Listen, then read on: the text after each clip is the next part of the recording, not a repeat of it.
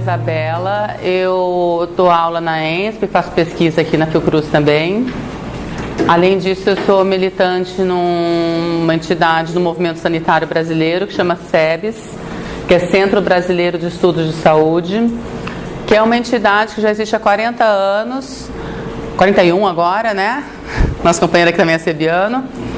41 anos, ela já vinha daquela luta de vários militantes, movimentos sociais, acadêmicos também, profissionais de saúde, políticos na área da saúde contra a ditadura, né, pela liberdade democrática na época da ditadura, na década de 60 já. Quando você tinha aquela coisa da medicina comunitária, que os militantes da saúde, inclusive os acadêmicos também, mas os movimentos sociais estavam pipocando nas periferias do Brasil, né, e muito também na área rural. Naquela época a gente não era quase... Hoje o Brasil é quase todo organizado em grandes cidades, né? Naquela época era muito mais rural. Você tinha um movimento importante na periferia, mas tinha um movimento muito importante na área rural também. E tinha essa medicina comunitária, tinha aquele pessoal ligado à saúde que ia até ou a periferia ou a área rural, e começou a se fazer um movimento muito grande que se juntou com outros movimentos contra a ditadura.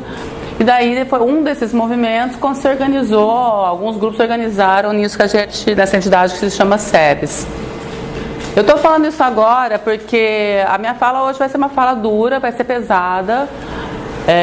Não é simples o que eu vou falar. Agora, eu quero que a gente lembre o tempo inteiro que se o SEBS e tudo que a gente teve na Constituição do Brasil em 88, se tudo isso começou a ser feito lá na década de 60, quem estava na década de 60? Eu não estava, eu não era nascida. Alguns de vocês já estavam. Quem estava lá lutando contra a ditadura não sabia que ia ter uma Constituição Federal que nem a gente teve em 88. Ninguém sabia, mas estava lá lutando. Ali se estava construindo, fazendo militância de base, e se estava construindo um projeto para qual país se queria. É aquela militância feita em todos os cantinhos, em cada associação de bairro, em cada luta para um postinho de saúde, em cada briga dentro de uma escola pública, na briga com as empresas, dos trabalhos. Essas lutinhas pequenas que a gente não percebe, quando você olha ela com todos de fora, quem estuda hoje consegue avaliar que é isso que leva a uma possibilidade de, num momento do Brasil que você está saindo da ditadura, conseguir emplacar uma Constituição que nem a gente conseguiu emplacar.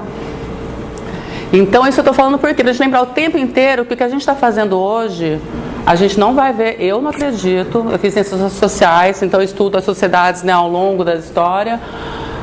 Eu não acredito que a gente em 2018 vai ver resultado, mas a gente vai ver resultado daqui a 10 anos, quiçá daqui a 20. Então a gente tem que fazer muito bem feito o nosso serviço hoje, sem esmorecer, por mais difícil que seja. Então ligar o conhecimento qualificado, com uma luta insistente e persistente, no nosso dia a dia, na nossa base, cada um aonde achar que vai fazer com mais gosto e melhor. E fazer isso numa luta que vai juntando com outros movimentos maiores, é isso que vai levar a uma possibilidade. Em algum momento que a gente mude essa correlação de forças no Brasil e no mundo, que não é só no Brasil, né? A gente vai conseguir emplacar um projeto de esquerda mais consistente e que nos permita ter uma sociedade mais solidária e menos desigual do que a gente tem hoje, né? Na verdade, solidária e desigual são palavras muito fofas, né? Porque a gente está vivendo, né, gente? Então, assim, o que eu quero trazer para vocês hoje, uma discussão do que a gente chama de austeridade, tá?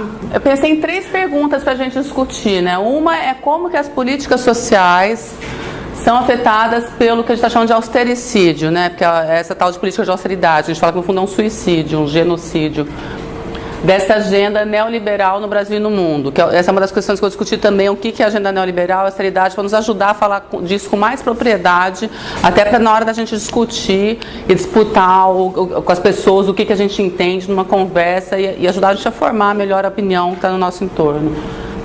E a outra é qual a relação disso com o setor de saúde. E aí vai entrar totalmente a relação com a saúde do trabalhador, totalmente vai passar por aqui, e quais as saídas que a gente tem, tá? Não vou trazer saída pronta não, viu, gente? Se eu tivesse, estava rica, não tem? Estava rica e feliz, né? Não estava aqui arrasada que nem todo mundo, mas... Isso que eu falo da austeridade está num texto, que é um texto que foi feito por um grupo bem grande ao longo dos últimos 3, 4 anos. Eu que coordenei isso, mas foi feito com o pessoal do IPEA também.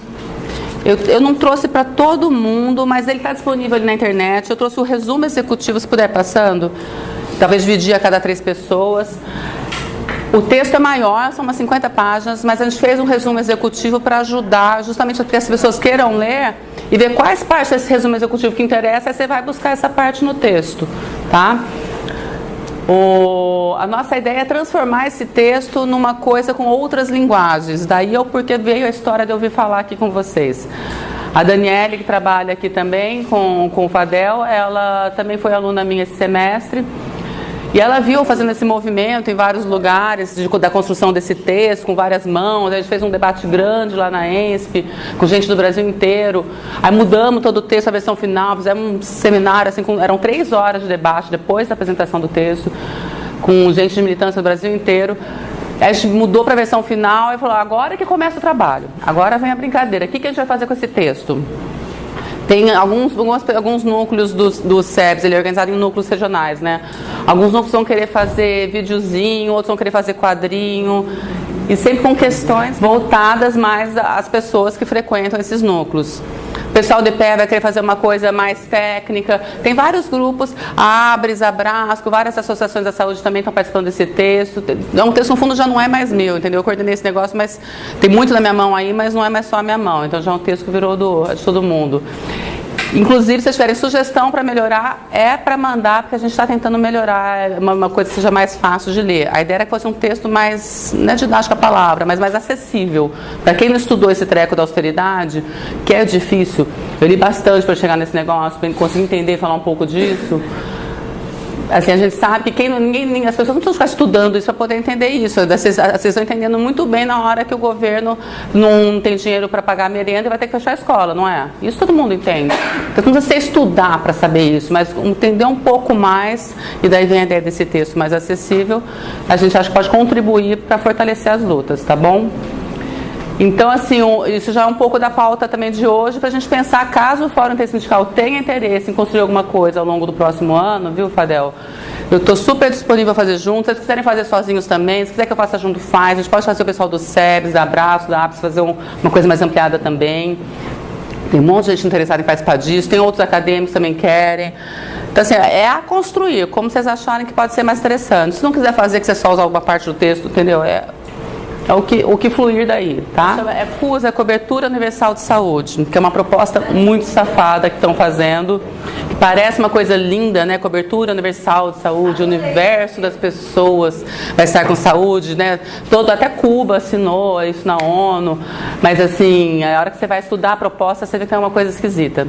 Esse panfletinho a gente fez lá no SEBS no ano, acho que retrasado, tentando explicar um pouco sobre a cobertura nessa mesma linha. A gente fez um texto base, com várias mãos, blá, blá, blá, ao longo de um ano, melhorou. Aí o pessoal falou para fazer uma coisa que seja mais acessível. Aí fizemos ele, primeiro lugar que fui debater o texto, aí viram uma pessoa e falou assim, olha essa capa, isso aqui eu não posso nem mostrar para meus amigos, vão falar que é coisa de comunista, não vai querer abrir. Aí fala, putz, tá vendo? A gente não sabe fazer material para divulgar. Da gente é lindo vermelho com as mãos, mas aí você não acessa. Só que aí a gente não dialoga com a população que não é militante. Então a gente tem que fazer esse, mas tem que também fazer algum outro material para dialogar com o resto do Brasil, que também quer saúde pública de qualidade para todo mundo, também quer educação pública.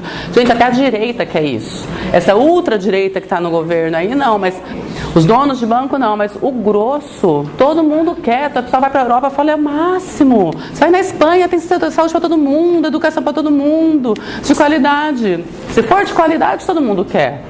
Como que a gente ganha essas pessoas para a nossa luta? Né? Acho que é isso que a gente vai ter que...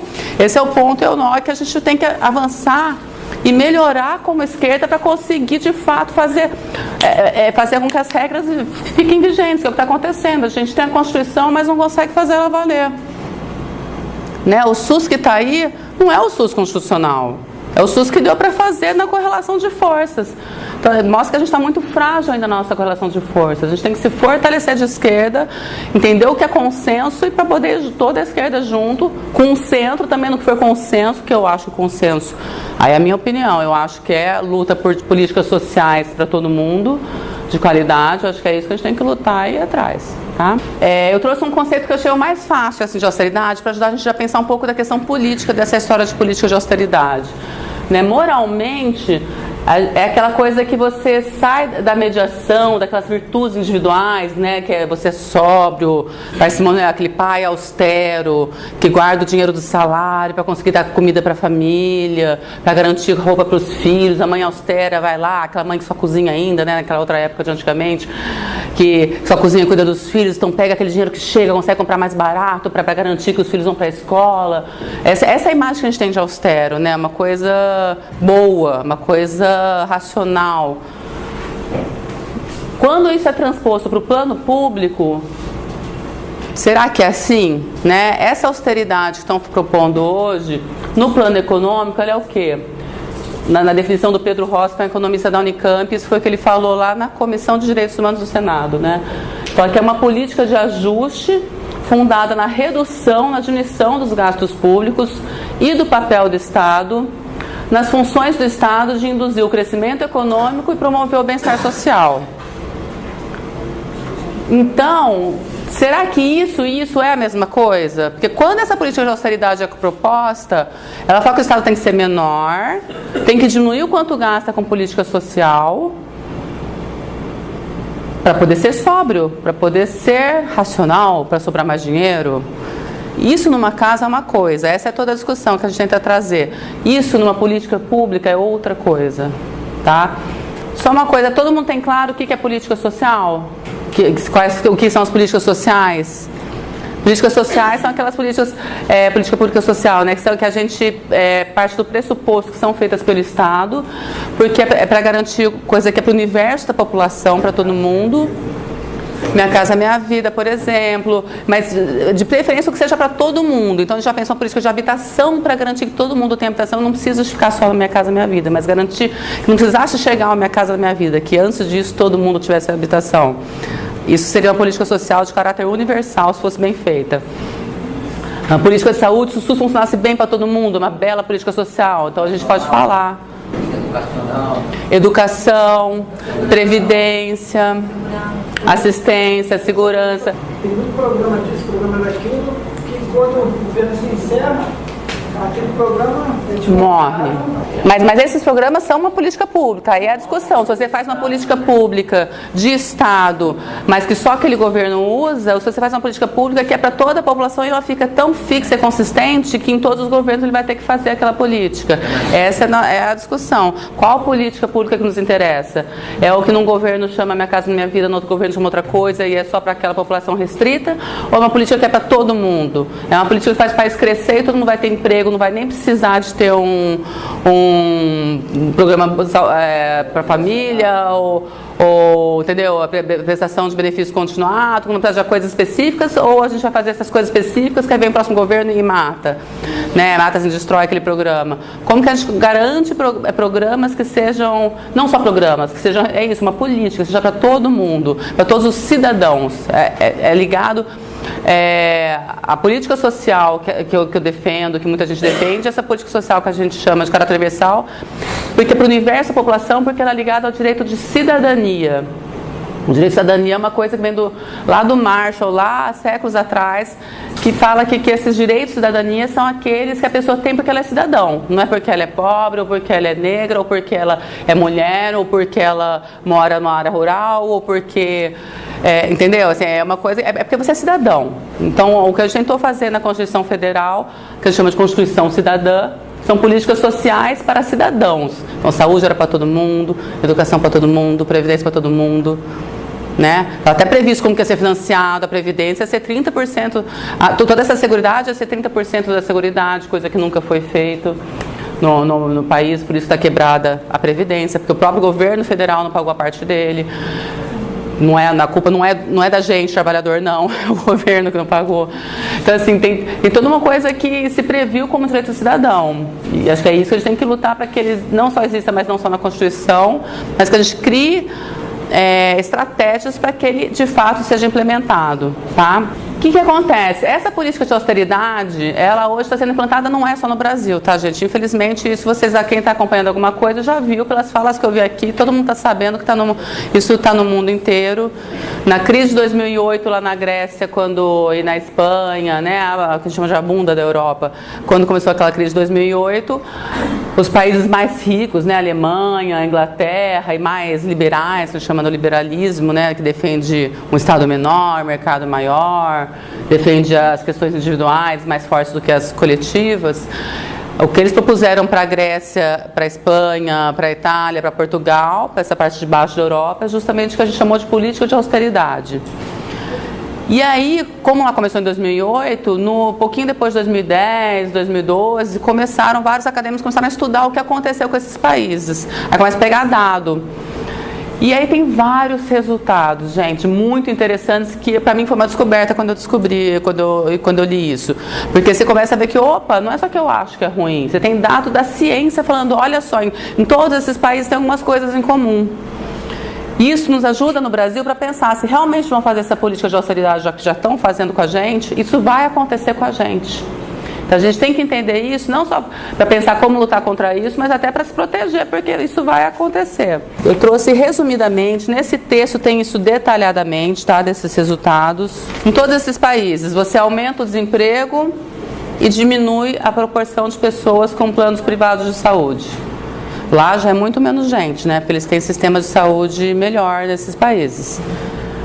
Você diminui o gasto público, que aliás é isso, é a política de austeridade, né? Com as políticas sociais em saúde, educação e previdência, isso tem em todos esses países. O que piora? O índice de desenvolvimento humano, que é aquele medido com habitação, saúde, educação, então o IDH, né, piora. O índice de Gini, que é a concentração de renda da sociedade, piora, então essas sociedades ficaram mais desiguais. Tudo isso vai acontecer com a gente. Já está acontecendo, aliás. Aumenta a população sem teto. Alguma dessas coisas a gente foi buscar dado no Brasil. População sem teto a gente não consegue pegar ainda em dado em sistema. Aumenta a população com problemas de saúde mental. E aí você começa a ter, em decorrência, né, da dificuldade de pagar financiamento da casa e até para os bens básicos, né, que é o custo que a gente chama de custeio. Aumenta o número de homicídios por auto infringimento, né, que é o que a gente chama de suicídio. Então você aumenta isso nessas sociedades, fortíssimo, isso na Grécia foi muito forte. Aumenta a proporção de população dependente de droga e de álcool. O uso abusivo de álcool aumenta assim, enormemente, aumentou nesses países. Em saúde especificamente, aquela saúde mais tradicional, aumenta a transmissão e incidência de HIV/AIDS. Na Grécia, gente, eles fizeram a estupidez de acabar com um programa de redução de danos, que era distribuir seringa. Só que a Grécia é um centro turístico do mundo, né? Não só da Europa. Pensa, a Grécia, né? Onde tem aquelas coisas lindas, maravilhosas, né? Dos deuses gregos. Você vai lá, Atenas, vê aquelas coisas todas. Tem gente, o mundo inteiro vai viajar. Quem tem dinheiro vai lá passar lua de mel nas ilhas gregas. Então você tem turista a rodo. Turista também usa droga. Aí você imagina dentro da Grécia, sem distribuição de seringa, você começa a ter o quê? Aumenta a transmissão de HIV. Os turistas vêm, vai ter também aumento da transmissão de HIV, as pessoas transam. E aí, o que vai acontecer? Aqui no Rio isso já acontece, que a gente já quase não tem essa política de redução de danos de seringa desse jeito que a Grécia tinha.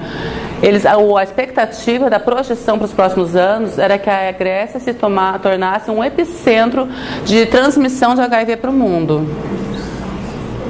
Isso são estudos de economistas europeus, tá, gente? Não sou eu, não, tá? Não sou eu que estou falando isso. Você vê que loucura que eu cheguei a isso. Tuberculose começa a voltar mais forte na Europa, aqui no Brasil já está vendo, isso com dados aqui a gente está vendo, já está aumentando. Inclusive da resistente, está pegando a classe média. Eu estou quase achando, assim, não posso falar que é bom, mas estou quase achando bom que parece que a classe média acorda, que vai chegar na classe média também, né? Tem que acordar para o que está acontecendo. Hanseníase também aumenta. Número de vacinas. Em 2015, aqui na Fiocruz, a gente já sabia que ia diminuir o número de vacinas, porque a gente já sabia que a produção já estava menor. O governo já estava segurando o orçamento. Então já começa a ter diminuição de vacina, mas a população não pega isso, né? Porque você acha que está indo, tem um pouco mais de dificuldade, mas vacina, mas você não vê o dado de que é da cobertura exata de quem vacinou, né? A população não percebe que está diminuindo a população vacinada. Vai perceber daqui a 10 anos, quando vê que o perfil de doença mudou. Que a gente vai ter doenças que tinha para deixado de ter, né? que mais? Para o Brasil, tudo que a gente tentou fazer, a maioria das coisas a gente não conseguiu pegar em dado, mas um desses economistas que é da Inglaterra e um outro italiano, que estão trabalhando com esses grupos de economistas que estão estudando austeridade lá, estão fazendo estudos para o Brasil. E assim, por coincidência, eu fui numa oficina da Organização Pan-Americana de Saúde, segunda-feira, lá em Brasília, e estavam esses dois. E eu vi os dados deles. Um dos estudos que eles fizeram, que eles estão projetando o que vai acontecer. Eles viram que vai morrer até 20 mil criancinhas até 2036 por conta dessas doenças, daquela doença de pobre mesmo, desnutrição, diarreia, aquela coisa que só tem assim, lá no interior das Alagoas, que já não tem mais aqui quase, que é muito pouco, vai voltar a ter arrodo. Porque eu vou falar que no Brasil, com a emenda constitucional 95, a gente já tem austeridade, na verdade, desde 1990, quando, né, a Constituição fala para ter sistema público e não dá o dinheiro que tem que dar, tem que ter previdência, não dava todo o dinheiro que tinha que ter. Já era austeridade. Mas agora está pior. Só que agora a gente tem dado para dizer provar isso. Então, assim, se esses economistas super top de linha só estudam isso, estão falando isso, a gente pode falar isso com tranquilidade. Quem quiser ler esse trecho do texto, ajuda um pouquinho. Se quiser depois conversar também, me ligar, tem o e-mail aqui, tá? Mas é exatamente isso. E isso é o que a gente consegue ver agora, né? Tem estudos do IPEA. Não sei se vocês lembram no ano passado, que a Fabiola, que é uma das pessoas que ajudou a fazer o texto, ela tinha um cargo no IPEA, na hora que ela publicou um estudo do IPEA. O IPEA é o Instituto de Pesquisas Econômicas Aplicadas, ligado a um dos ministérios do Brasil, do governo federal. Eles fazem notas técnicas, então é super técnico, super assim, número, assim, não é, nem todas a gente consegue ler com facilidade, não.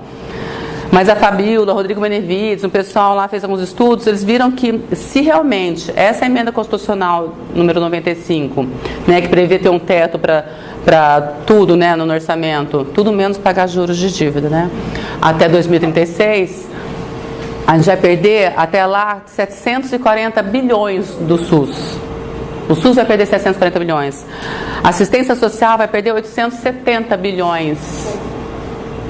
Vocês conseguem imaginar o que vai acontecer em 2036? A gente não vai estar que nem na década de 70. É alguma coisa muito pior. Então, assim, eu não sei se até 2036 a gente vai ter força política para mudar isso, mas a gente tem que olhar isso e pensar como que a gente vai ser construído para a hora que tiver correlação de forças a gente mudar, mas mudar com um projeto consistente que fique, entendeu? E com a população inteira junto, que não se perca a primeira crise política e econômica.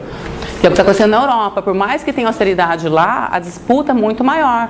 Na hora falaram que ia terminar com o sistema de saúde, Espanha, a Grécia teve menos força, mas Espanha, Portugal, ricos e pobres foram para a rua. Falaram, não vai mexer no nosso sistema de saúde.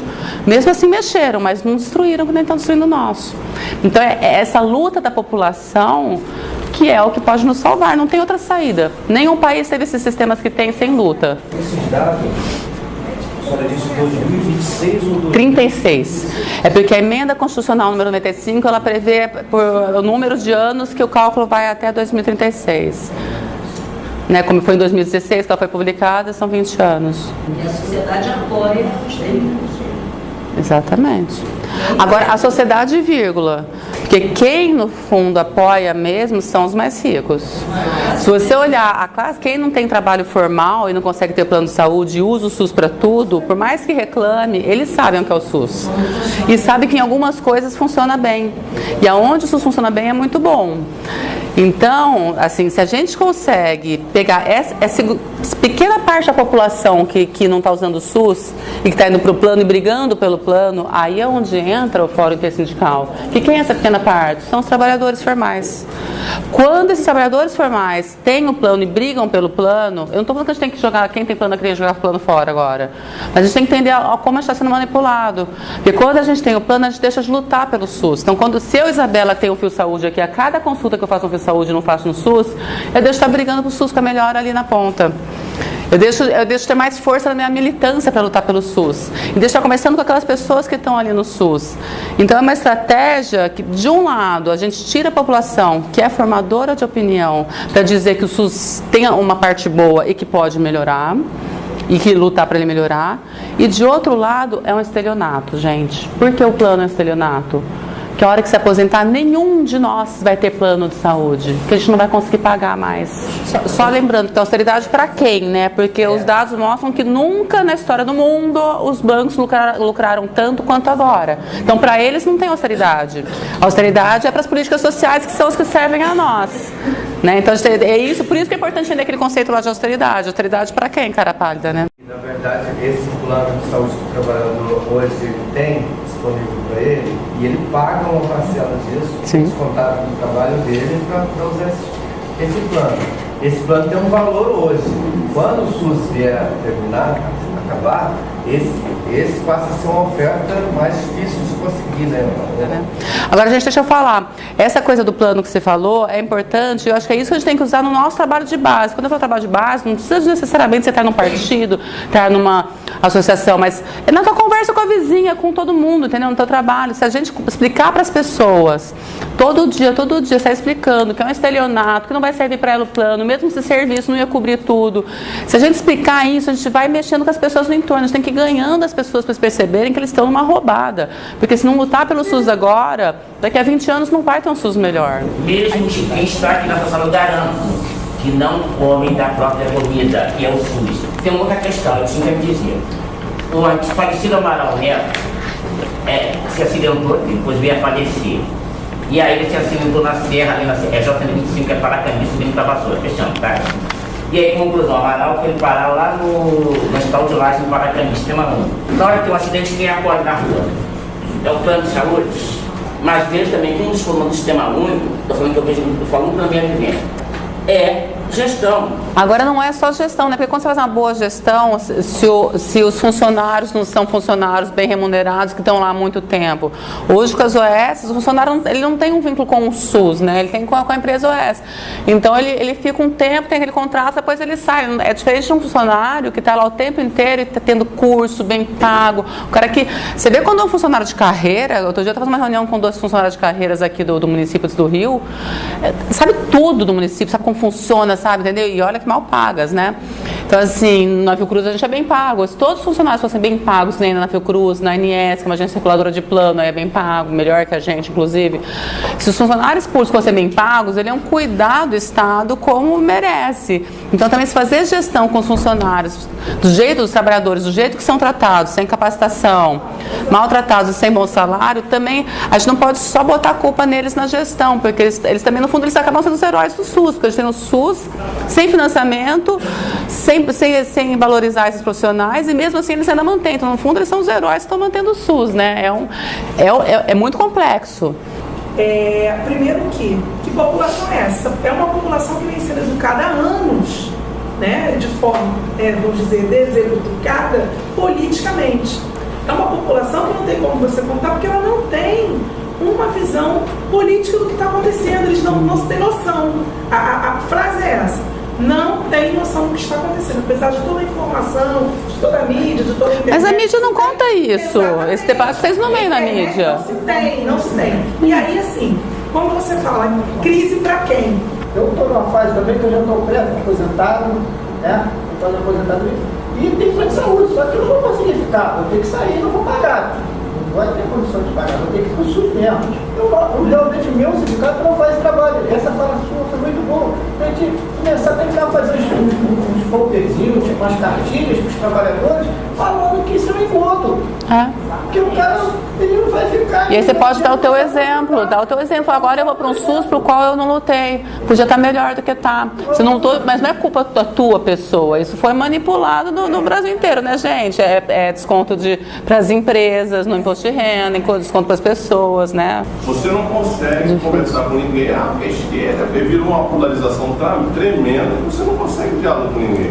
Tá tipo assim, uma célula resistente a você falar sobre SUS, direitos trabalhistas, mas se você não falar isso com uma pessoa, é comunista, não sei o que, não é nada disso. Isso. Em 2004 a gente tinha que ter se mexido, porque em 2003 o Lula estava com 80% da população junto com ele. Quando em 2004 ele não conseguiu implementar, talvez não por vontade dele, isso aí ia ser avaliado, né, no estudo isso, mas tem várias correntes estudando. Mas quando ele não conseguiu implementar o fortalecimento das políticas sociais tal como se queria, né, universais, era a hora da população ter ido para a rua. Ali a gente ficou quieto.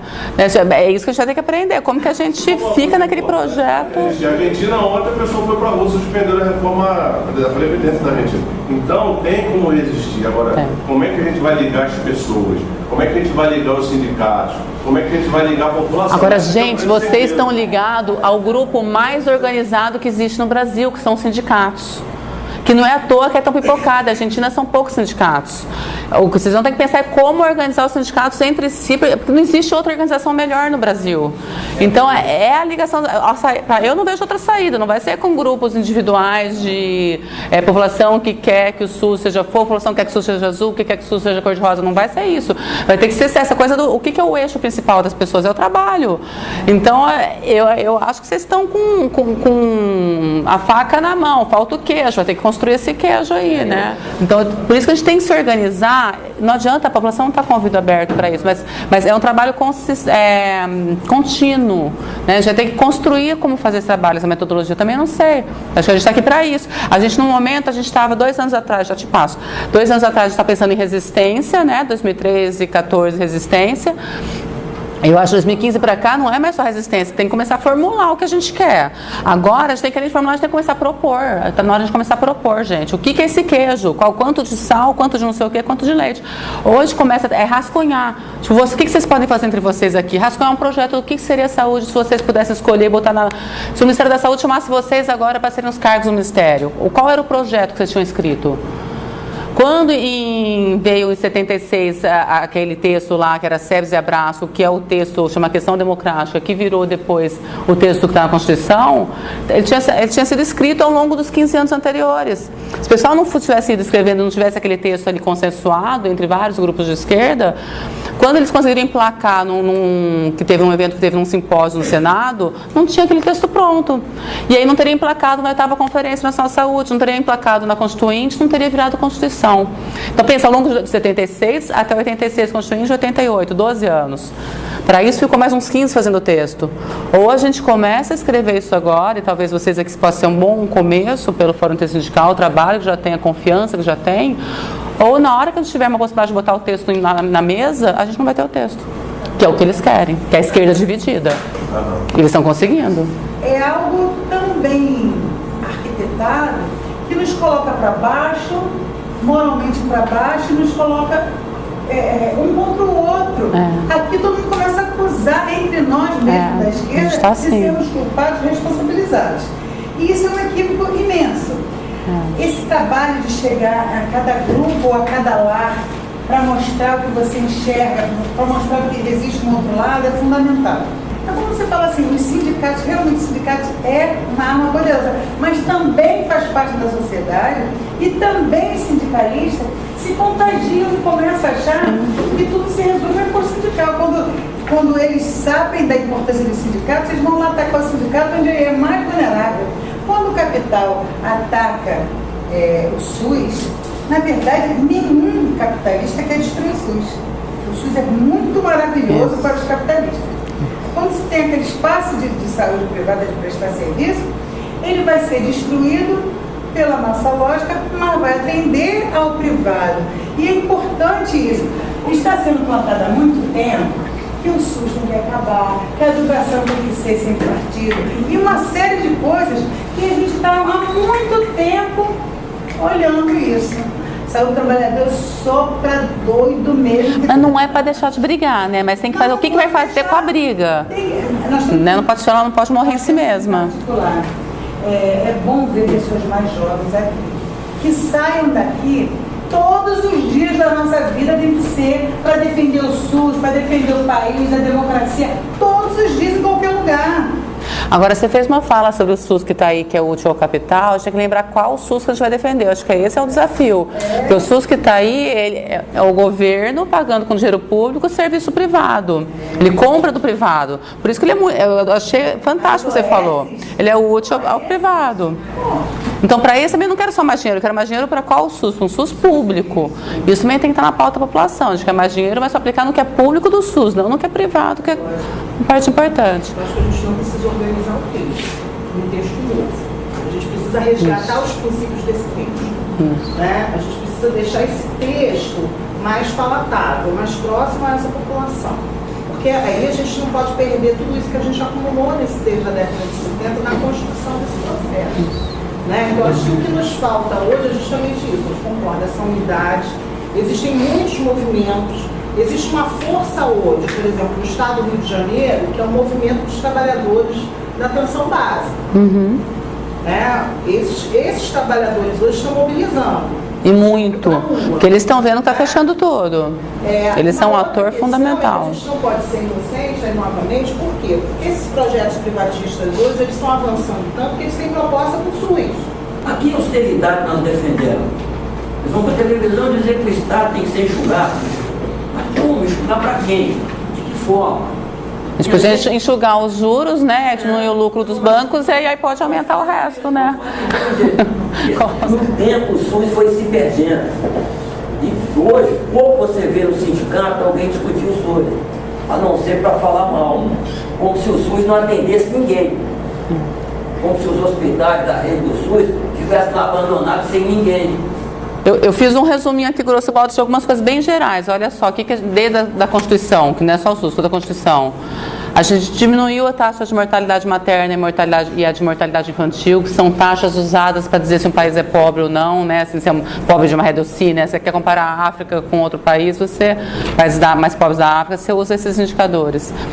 Taxa de desnutrição em criança, a gente diminuiu muito no Brasil.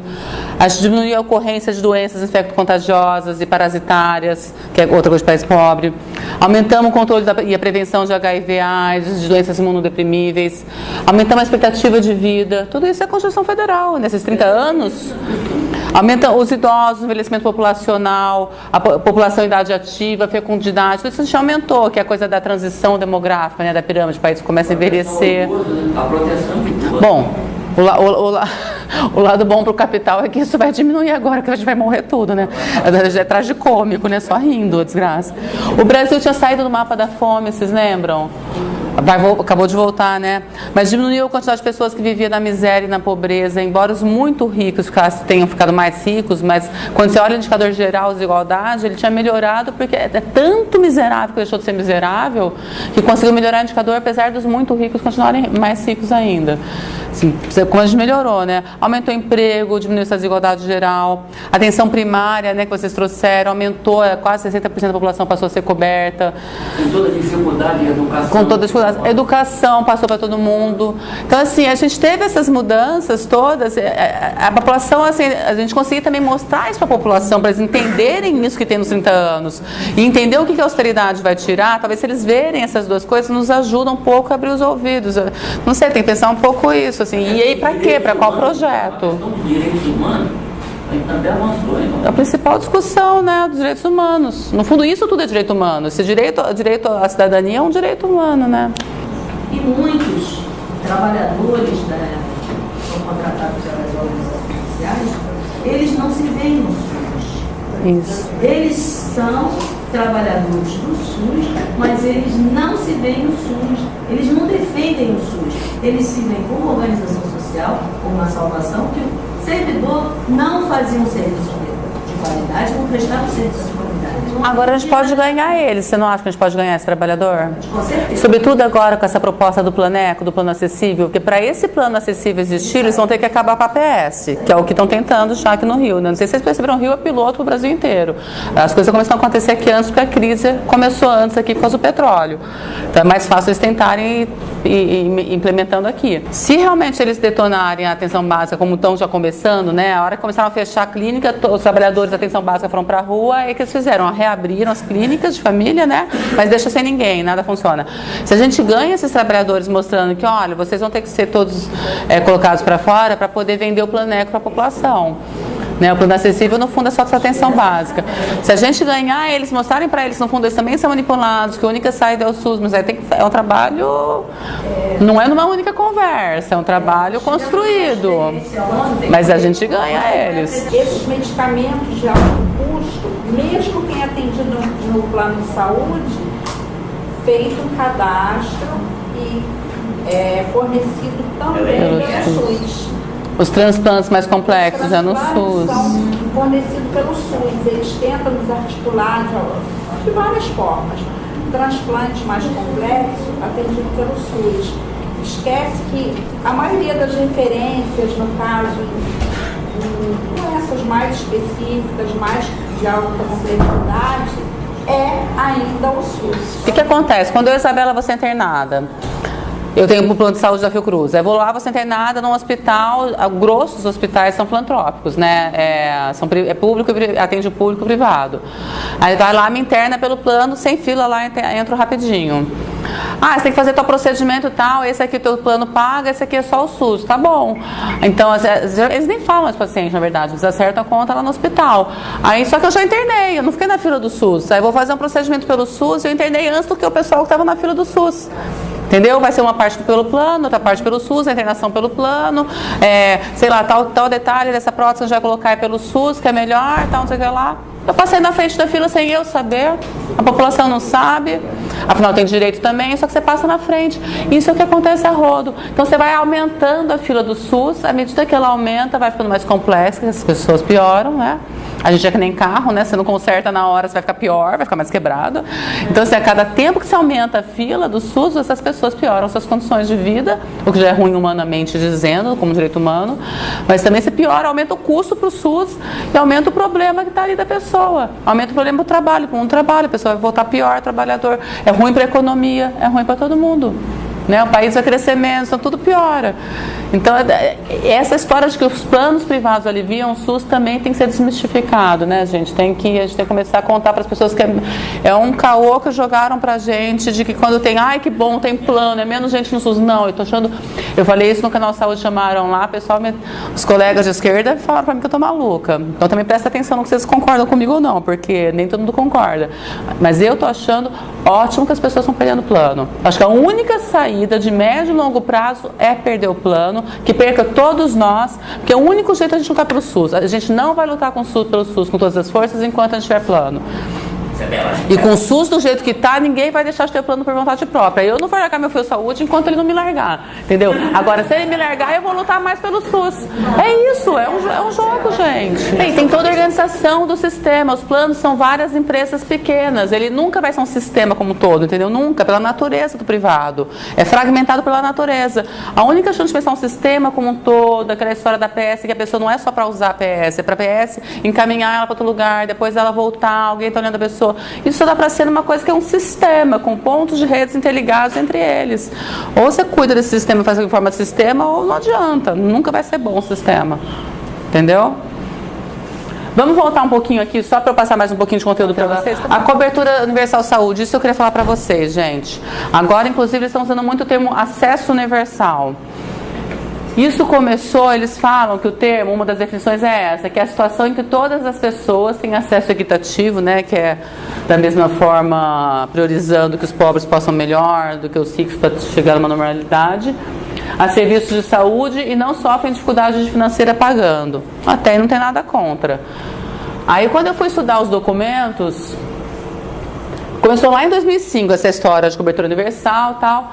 Os principais textos da cobertura universal se remetem a um textão dessa Fundação Rockefeller dos Estados Unidos. Vocês já ouviram falar, porque alguns sindicatos foram treinados com o apoio da Fundação Rockefeller nos Estados Unidos. Aliás, isso é uma pista para entender o sindicalismo no Brasil, que é manipulado, tá? Mas aí já é uma outra conversa, a gente faz um outro dia. Lá, eu botei aqui em pequenininho em inglês, para quem quiser, a tradução é o que fiz. Tem dois pedaços de frase sobre a cobertura universal de saúde, que para mim, assim, não posso mais concordar com esse negócio, não tem nem conversa. São dois pressupostos. Um é que grande proporção da população está disposta a pagar por serviços de saúde do setor privado.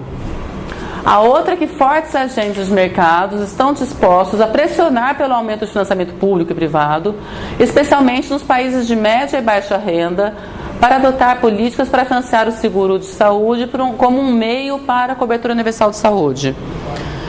Então a gente tem que primeiro assim, isso é 2012, vamos contextualizar? 2008 teve a crise, não foi? 2012, as empresas seguradoras lá chamam seguro, né? Antes de qualquer coisa, pensa a Terra, hemisfério norte são os países ricos, o hemisfério sul é a gente, é a África, um pedaço de China, da Ásia, de China e de Índia, que é importante ali também. Então, você tem que pensar o quê? Eles estão falando de quem? Quando eles estão falando de países de renda média baixa, eles estão falando do hemisfério sul. Eles estão fazendo uma proposta da CUSA, é claro que é para a gente, não é para os países do norte, do hemisfério norte, que já tem sistema de saúde para todo mundo. Então, quem que não tem a cobertura universal de saúde? É o hemisfério sul. Eles estão em crise em 2008.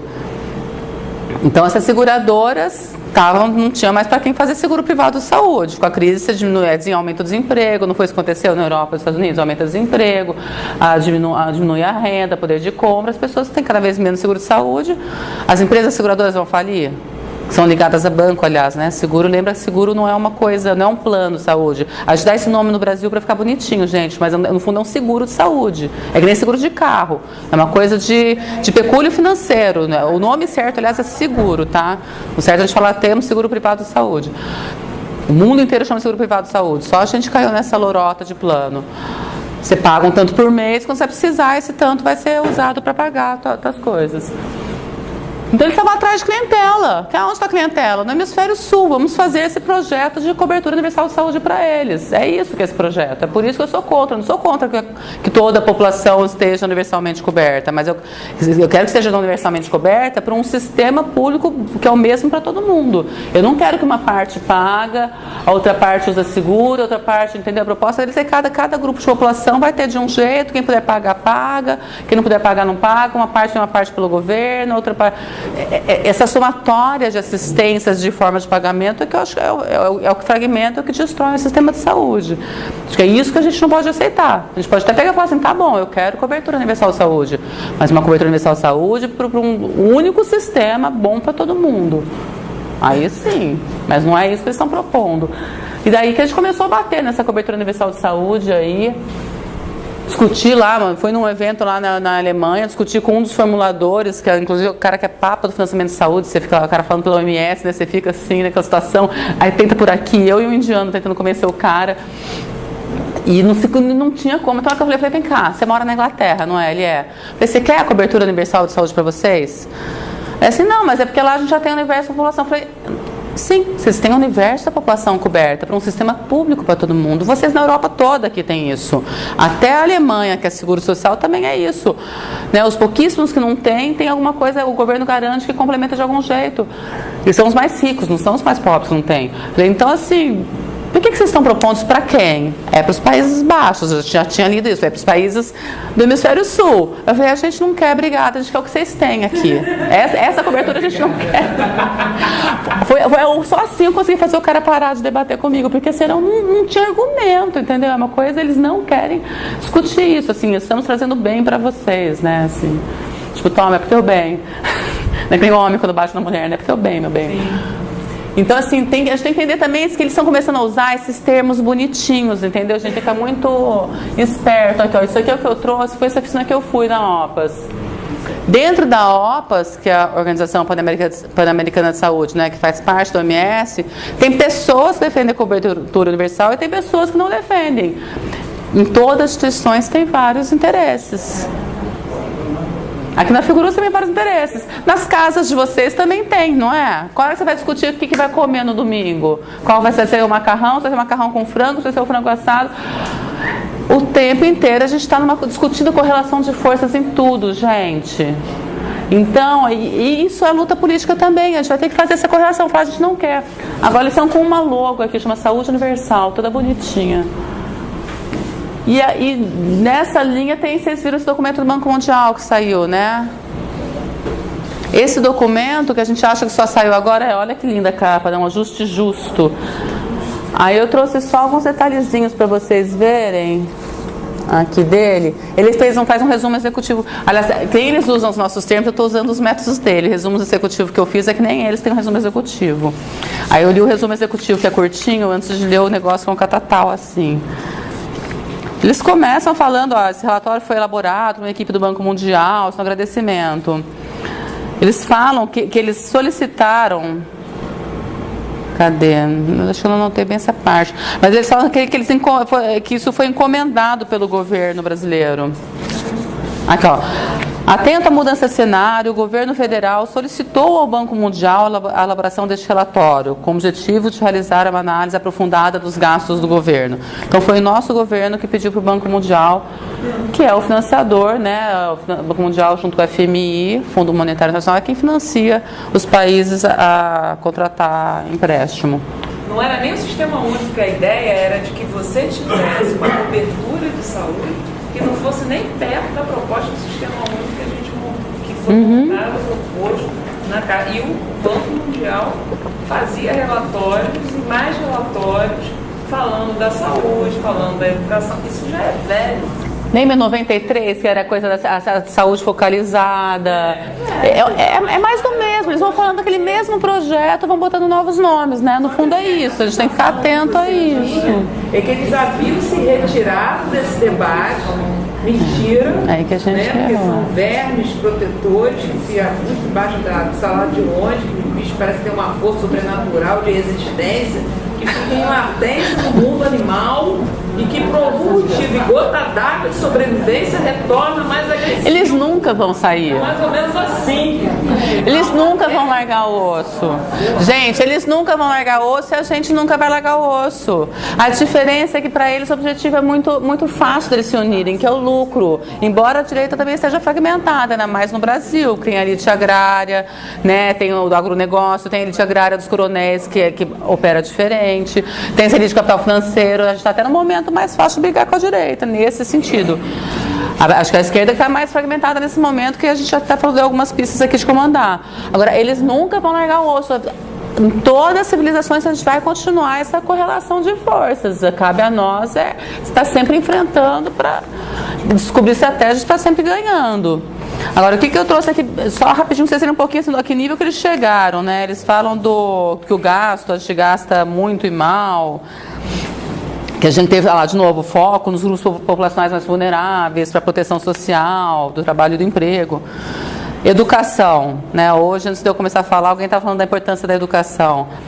As despesas públicas com ensino fundamental e médio apresentam ineficiências significativas. E aí fala da relação professor-aluno, que teria que ter uma quantidade menor. Isso poderia ser realizado simplesmente, eles usam o termo simplesmente, gente, eu fiquei tão nervosa quando isso. Isso poderia ser realizado, assim, como que vai fazer o ajuste? Simplesmente ao permitir o declínio natural do número de professores,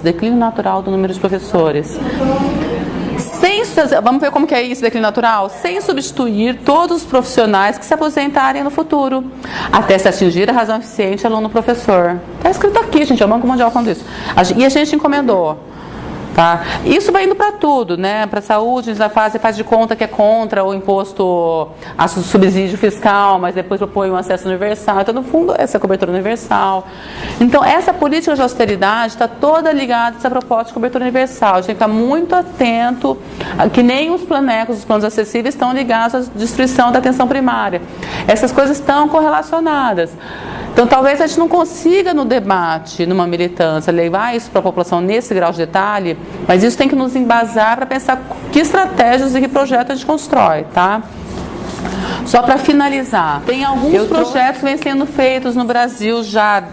Começou o pessoal da Fundação Perseu Abramo, junto com a plataforma de política social. Eu botei todos os links lá, a última coisa das conclusões, que chama Por um Brasil Justo e Democrático. Eles ficaram 1 ano construindo isso, conversando com várias pessoas, que eles fizeram um projeto para a área econômica.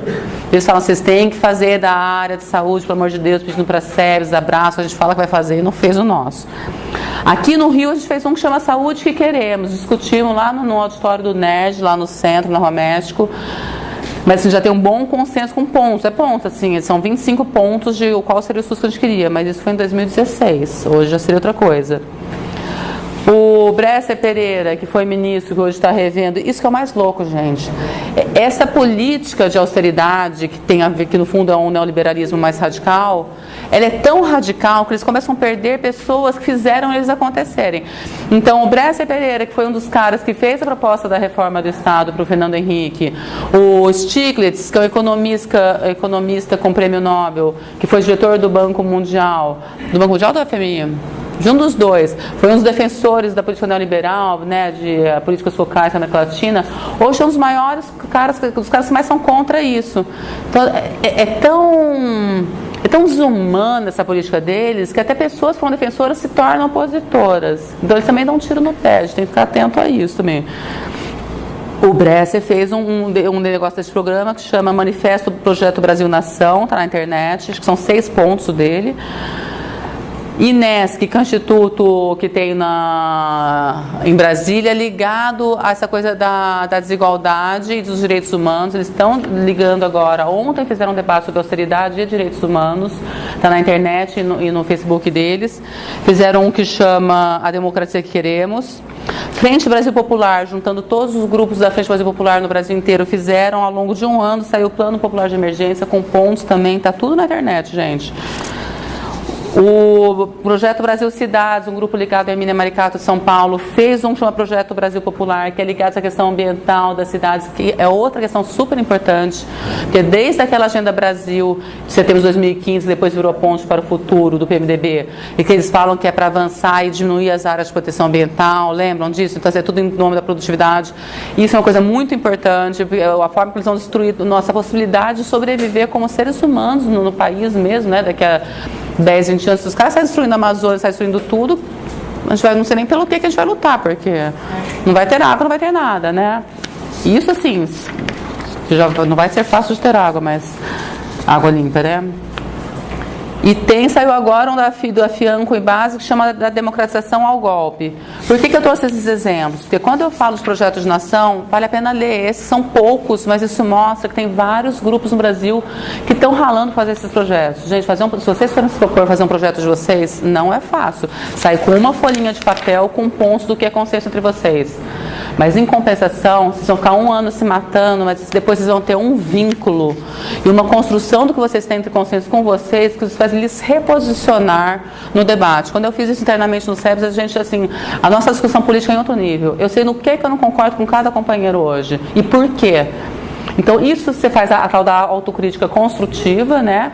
E te permite construir e propor. Então, hoje em dia, a gente diz que a gente resiste, a gente analisa o que está acontecendo, a gente formula e propõe. A gente tem que ter esses 4 pontos, entendeu? É resistir, analisar, formular e propor. A gente tem que propor agora, para na hora que a gente conseguir mexer na correlação de forças, a gente conseguir ter o que emplacar. Então, gente, só assim, hoje a gente falou de coisas duras, né? Aquilo que eu falei que a gente vai falar, trazer coisas duras, difíceis. A gente tem muitos colegas, ainda mais aqui no Rio, né? Vocês devem ter também muita gente deprimida, muitos colegas deprimidos. Não é realmente brincadeira, eu fico fazendo graça, brincando, mas assim, é muito sério, né? Isso que está acontecendo com a gente. É muito grave, é muito difícil de mudar, mas de outro lado a gente vê, e vai ficar muito mais grave, a gente também tem que ter isso na cabeça, não vai ser melhor em 2018, vai ser muito pior. Eu estou falando isso para a gente entender, para a gente não esmorecer. A gente, não é que não pode ficar deprimido, pode ficar deprimido, chora, tá, babá, enche a cara, conversa com um amigo, briga com outro, mas depois refaz a briga, melhora e reconstrói, senão não aguenta. Então a gente viu que isso é duro, gente, mas a gente viu que a gente avançou nesses 30 anos com a proteção social da Constituição Cidadã, apesar de todas essas forças que o tempo inteiro estiveram contra aqui, e que são hegemônicas mesmo, e vão ser hegemônicas sempre, a força do capital sempre vai ser, só que a gente não é um contra-hegemônico bobo, a gente quer viver melhor, então a gente vai estar o tempo inteiro lutando, e aí a gente tem que compensar, isso a gente viu essas lutas de 3, 4 anos para cá, esse monte de projeto, a Frente Brasil Popular no começo, a primeira reunião que eu fui da Frente Brasil Popular lá no centro, eu fui mas com uma má vontade, sem saco nenhum, achando que ia ser só um grupinho igual, você chega lá, um monte de estudantes ocupando a escola, um monte de gente, alguns partidos, outros sem partido, fala, opa, sabe, assim, ali eu entendi que ia sair uma coisa interessante, não deu um ano, saiu o programa, então assim, tem muitos grupos, gente, a gente tem que acreditar que as coisas estão acontecendo na periferia, que o jornal não mostra, então a gente não vai ganhar a grande mídia nunca, na Europa a esquerda já entendeu que não vai ter a grande mídia, a gente tem que continuar o nosso trabalho de base, ó, força na peruca. As redes sociais. Tá? Então, super obrigada. Espero ter ajudado. Olha só, queria agradecer a Isabela e dizer o seguinte, que você conclamou, né, o fórum a tomar posição, a gente aqui está sempre tentando tomar posição, mas você cometeu infração com a gente, de obrigar... Nem sabia que estava em de obrigar a tomar uma posição concreta. Eu queria propor que a gente não só examinasse os documentos para ver se tem condição de contribuir um pouco, como também fazer uma carta declaratória de luta do Fórum Intersindical em relação a esse contexto, né?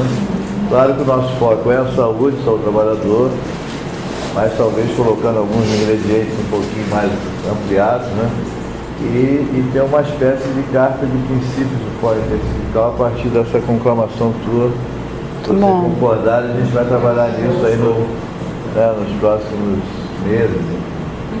A gente pode levar esse debate para alguns sindicatos que quiserem também, para ter mais público e todo mundo ir junto, entendeu? Acho que também tem que começar a fazer isso, não ficar só cada um no seu sindicato, né? Com a carta, vocês gerem essa carta, vocês chegam com... A ideia, né?